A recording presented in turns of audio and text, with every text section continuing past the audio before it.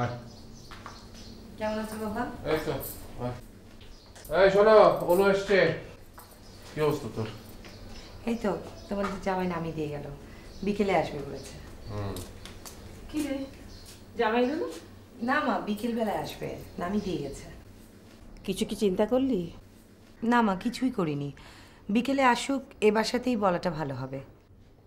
দেখ যেটা ভালো মনে করিস। ইয়ে, তোর ফুপু তো বলে গেল তার পক্ষে এখন কোনো কিছুই সম্ভব না। বলল যে একটু সময় নিতে।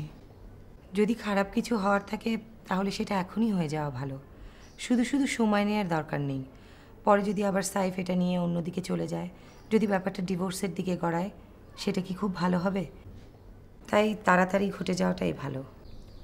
তুই যা ভালো মনে করিস করিস, কিন্তু আমরা ভেবে রেখেছি নিজেদের কথা নিজেদেরই বলা ভালো। তোর শ্বশুর শাশুড়ি কেমন আছে?